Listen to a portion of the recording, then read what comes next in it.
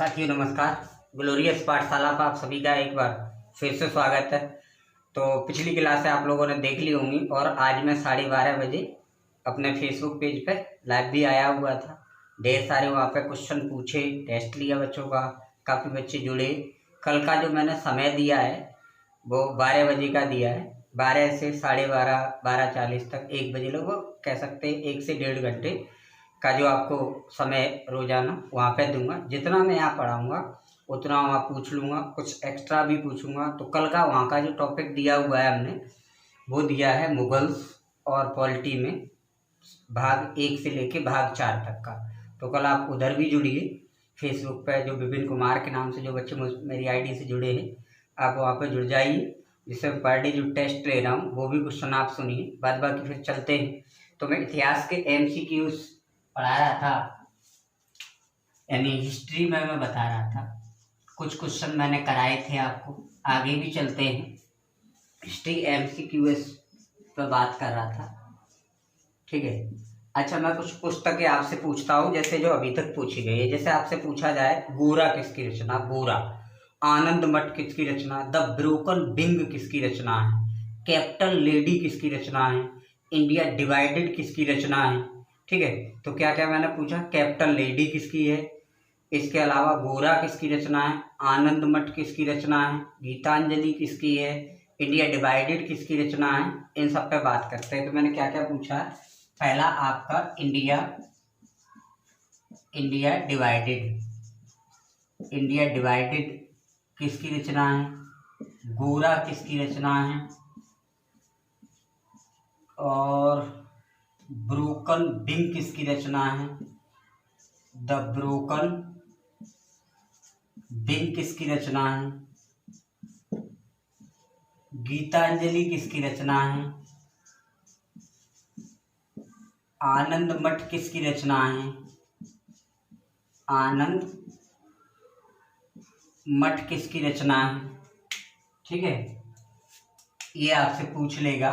तो ये कई एक बार पुस्तकें पूछी भी गई हैं आपसे, क्या क्या, कि इंडिया डिवाइडेड किसकी रचना है, गोरा किसकी रचना है, द ब्रोकन विंग किसकी है, गीतांजलि किसकी है, आनंद मठ किसकी रचना है।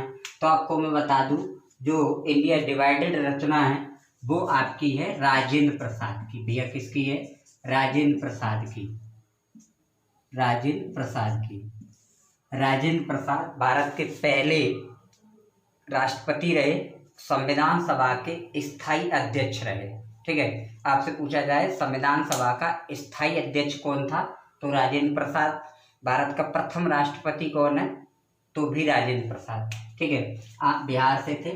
तो गोरा किसकी रचना है, तो ये रविन्द्रनाथ टैगोर की रचना है, रविन्द्रनाथ टैगोर की रचना है। टैगोर से प्रश्न पूछे जाते हैं कि टैगोर का जन्म कहाँ हुआ था, तो कलकत्ता में हुआ था। एशिया मतलब भारत में सबसे पहले नोबेल पुरस्कार प्राप्त करता कौन है, रविन्द्रनाथ टैगोर है। एशिया में, दक्षिण एशिया में भी सबसे पहले नोबेल पुरस्कार किसको दिया गया, तो इन्हीं को मिला। अब ये कब मिला, तो 1913 में मिला। किस रचना के लिए मिला, तो गीतांजलि रचना के लिए मिला, ठीक है। बाद बाकी इन्हें गुरुदेव की उपाधि किसने दी, तो महात्मा गांधी ने दी। ये चीजें हैं। और जलियांवाला बाग हत्याकांड से किसने सर या नाइटहुड की उपाधि त्यागी, तो रविन्द्रनाथ टैगोर ने त्यागी। ये है। तो आपसे द ब्रोकन विंग जो रचना है वो सरोजनी नायडू की है, सरोजनी नायडू की रचना है। आपसे पूछा जाए कि द ब्रोकन विंग किसकी रचना है, तो आपकी सरोजनी नायडू की है। सरोजनी नायडू से प्रश्न बनते हैं जैसे भारत की पहली महिला राज्यपाल कौन बनी, सरोजनी नायडू बनी। कहाँ की बनी थी, तो उत्तर प्रदेश की बनी थी। ये प्रश्न पूछा जाता है। अगला पूछा जाता है भारतीय राष्ट्रीय कांग्रेस की पहली भारतीय महिला अध्यक्ष कौन थी, तो सरोजनी नायडू। अगर प्रश्न ये पूछा जाए कांग्रेस की पहली महिला अध्यक्ष कौन थी, तो एनी बेसेंट है। और पहली भारतीय महिला अध्यक्ष कौन है, तो सरोजनी नायडू है। गीतांजलि किसकी रचना है, तो गीतांजलि भी रविन्द्रनाथ टैगोर की रचना है, रविन्द्रनाथ टैगोर की रचना है। आनंद मठ जो है वो बंकिम चंद्र चटर्जी की रचना है, बंकिम चंद्र चटर्जी की रचना है।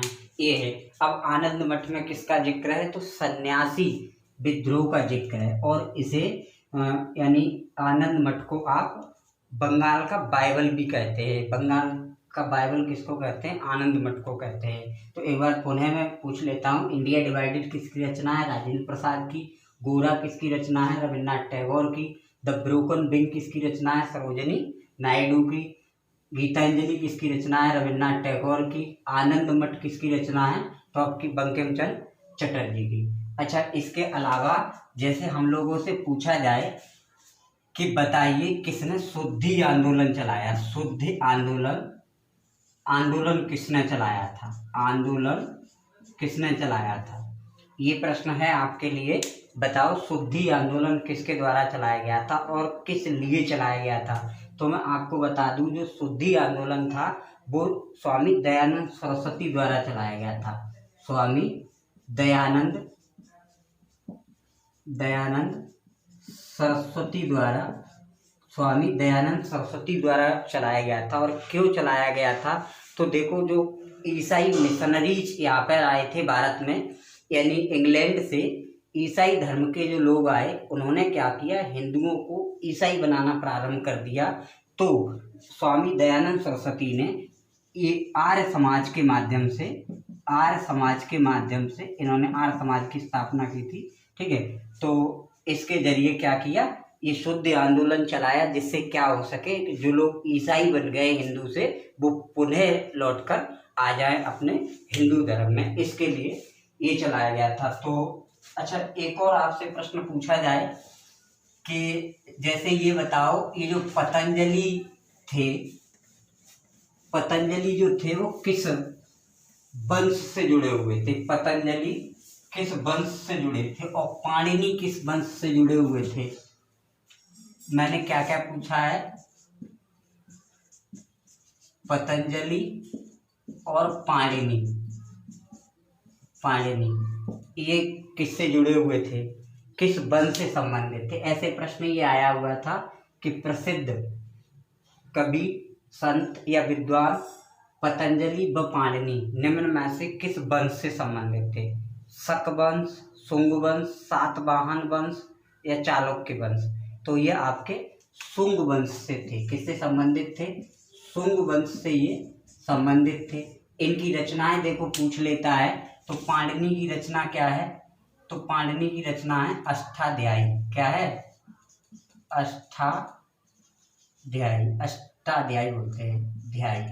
पाणिनि की रचना क्या है, अष्टाध्यायी। और पतंजलि की रचना क्या है, महाभाष्य। पतंजलि की रचना क्या है, तो महाभाष्य रचना है पतंजलि की।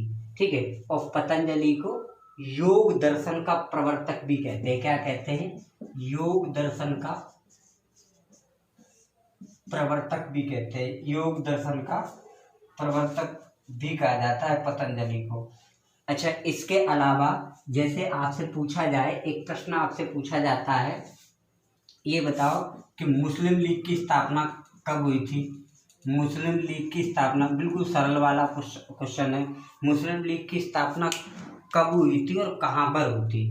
तो मुस्लिम लीग की जो स्थापना हुई थी वो आपकी 1906 में हुई थी। और कहाँ पर हुई थी, तो ढाका में हुई थी। जबकि आपका कांग्रेस की पूछे स्थापना, कांग्रेस की स्थापना अगर आपसे पूछे, तो कांग्रेस की स्थापना कब हुई थी, तो 1885 में हुई थी। और कहाँ पर हुई थी, तो बम्बई में हुई थी। कहाँ पर हुई थी, बम्बई में। क्या क्या मैंने प्रश्न पूछा, जैसे पतंजलि किस वंश से संबंधित थे, शुंग वंश से थे। इनकी रचना क्या है, महाभाष्य है। और इन्हें किस दर्शन का प्रवर्तक कहते हैं, योग दर्शन का प्रवर्तक कहते हैं। पाणिनि की रचना क्या है, अष्टाध्यायी है। मुस्लिम लीग की स्थापना कब हुई, तो 1906 में हुई। कहाँ पर हुई, ढाका में हुई। कांग्रेस की स्थापना कब हुई, तो 1885 में हुई। कहाँ पर हुई, तो आपके बम्बई में हुई। अब देखो, बम्बई से प्रश्न आपका पूछा जाता है कि बम्बई अंग्रेजों को कैसे मिला, बम्बई अंग्रेजों को कैसे मिला।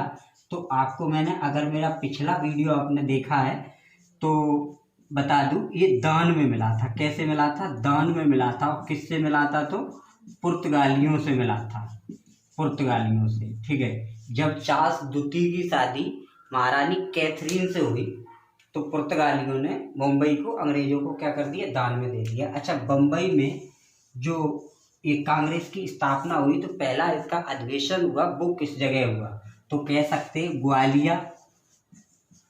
ग्वालिया टैंक मैदान के पास। ये है तेजपाल गोकुलदास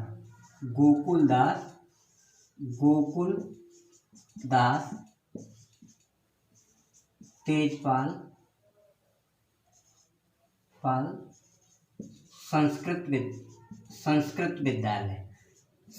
विद्यालय में पहला अधिवेशन हुआ। और पहले अधिवेशन की अध्यक्षता किसने की थी, कांग्रेस के पहले अधिवेशन की अध्यक्षता किसने की थी भैया, अध्यक्षता किसने की थी, तो आपकी भूमेश चंद्र बनर्जी ने की थी। और दूसरे की किसने की थी, तो दूसरी दादा भाई नौरोजी ने की थी। तीसरी किसने की थी, जॉर्ज यूले के द्वारा अध्यक्षता की गई। अच्छा, पहला अगर अंग्रेज अध्यक्ष जॉर्ज यूले है तो दूसरा अंग्रेज अध्यक्ष कौन था, इस बात को आपको कमेंट करके बताना है मुझे कि कांग्रेस का पहला अध्यक्ष अगर जॉर्ज यूले है तो कांग्रेस का दूसरा अंग्रेज अध्यक्ष कौन है, इस बात को आपको कमेंट करके हमको बताना है। आगे और भी प्रश्न हैं। अच्छा, एक प्रश्न पूछा जाता है कि गांधी जी पूर्ण रूप से अफ्रीका से कब वापस आए थे। ठीक है, तो कह सकते हैं कि अफ्रीका से गांधी जो आए वो वापस कब आए, तो कह सकते हैं 9 जनवरी 1915 को ये पूरी तरीके से वापस आए। और इसीलिए क्या मनाते हैं 9 जनवरी को, प्रवासी दिवस के रूप में हम लोग मनाते हैं, प्रवासी दिवस के रूप में मनाते हैं। पिछले करंट अफेयर का प्रश्न पूछा गया था 2019 में प्रवासी भारतीय दिवस कहाँ मनाया गया था, तो आपका वाराणसी में मनाया गया था। कहाँ पर, वाराणसी में। और वाराणसी से एक और प्रश्न आता है कि विश्व का सबसे पुराना शहर कौन सा है, तो वो भी आपका बनारस या वाराणसी ही है। ठीक है। अच्छा, इसके बाद जैसे गांधी जी अफ्रीका से पूरी तरीके से वापस आए 9 जनवरी 1915 को, गांधी जी ने अपना पहला सत्याग्रह कौन सा किया, तो कह सकते हैं गांधी जी का पहला सत्याग्रह हुआ वो कौन सा हुआ, चंपारण सत्याग्रह। लेकिन अगर पूछे गांधी जी की भूख हड़ताल जो हुई वो किस आंदोलन में हुई, गांधी जी ने भूख हड़ताल पहली बार किस आंदोलन में की, तो कह सकते हैं अहमदाबाद मिल मजदूर आंदोलन, अहमदाबाद मिल मजदूर आंदोलन जो आपका 1917 में ये हुआ। ठीक है, 1918 सॉरी। ठीक है, ये अहमदाबाद मिल मजदूर आंदोलन में पहली बार गांधी जी की भूख हड़ताल हुई। अच्छा, ऑल इंडिया खिलाफत कमेटी का पहला हिंदू अध्यक्ष कौन था, तो पूछा जाता है कि ऑल इंडिया खिलाफत कमेटी का अध्यक्ष कौन था। ऑल इंडिया खिलाफत कमेटी का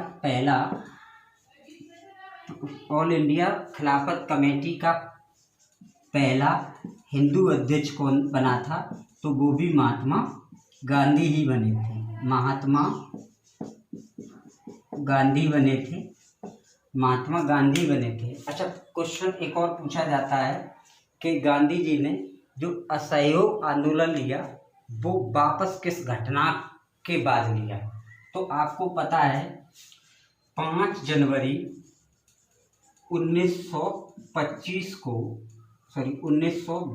को गोरखपुर के पास एक चौरी चौरा करके जगह है। कहाँ पर, गोरखपुर जो जिला है उत्तर प्रदेश का, वहीं पे है चौरी चौरा करके। तो यहाँ पर जुलूस निकाला जा रहा था, लेकिन हुआ क्या कि पुलिस वालों ने भीड़ को पिटाई कर दी, जिस चक्कर में थाने में आग लगा दी गई और 22 जो लोग थे पुलिसकर्मी वो जिंदा जल के मर गए।